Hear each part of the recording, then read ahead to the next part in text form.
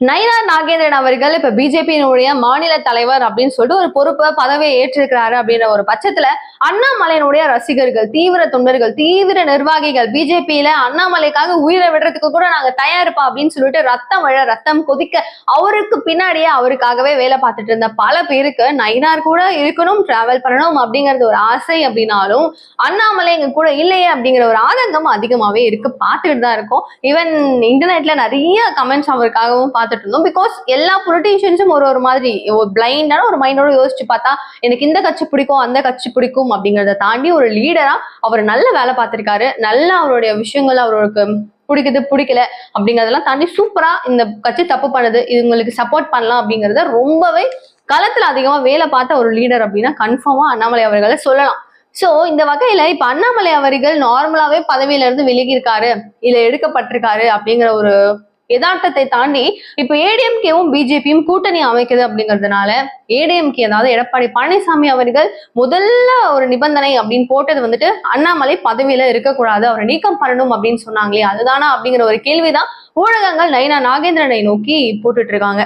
So Nainar கொஞ்சம் கூட யோசிக்காம கொடுக்குற ஒரு பதில் என்ன அப்படின்னு பாத்தீங்கன்னா, நீங்க நினைக்கிற மாதிரி அண்ணாமலை அவ்வளவு ஈஸியான ஒரு பர்சன் எல்லாம் கிடையாது. நாங்க வேண்டாம் அப்படின்னு நினைச்சா அவரை தூக்கி போட்டுட்டு இவங்கள மாத்தலாம் அப்படின்லாம் கிடையாது. அண்ணாமலை பிஜேபிக்கு கிடைச்ச ஒரு பெரிய வரம், ஒரு பெரிய பொக்கிஷம். அவரை யாரு நினைச்சாலும் அவரை தூக்கிலாம் ஈஸியா போட்டுற முடியாது. அவர் அந்த அளவுக்கு ஒரு இம்பார்ட்டன்டான ஒரு பர்சன் அப்படிங்கறது ரொம்பவே அழகா அழுத்தம் திருத்தமாக நம்ம நயினார் அவர்கள் சொல்றாரு.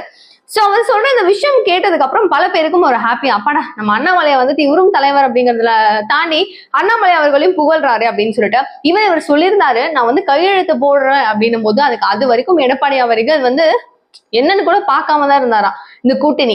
இதுக்காக கூட அண்ணாமலையை தான் அவங்க வேணும்னே அவாய்ட் பண்ணிருக்காங்க இந்த மாதிரிலாம் சொல்றாங்க. பட் ஷுவரா நம்மளுக்கு தெரியாது.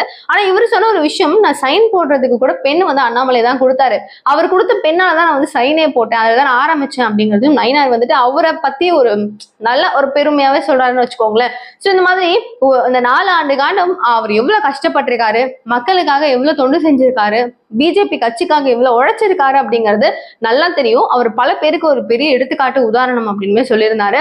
சோ அவங்களுக்காக அவங்களை எடுத்தோம் அப்படின்னா கிடையாது. ஏன்னா பிஜேபிக்கு அவருடைய சொத்து, பிஜேபிக்கு அவர் ஒரு சொத்து அப்படிங்கறது சொல்லியிருந்தாரு. So what is your opinion அப்படிங்கறத ப்ளீஸ் கமெண்ட் பாக்ஸ்ல சொல்லுங்க.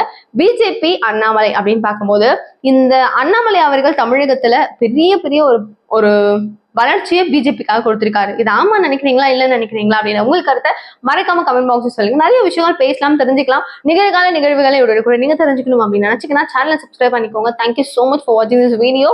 பாய்.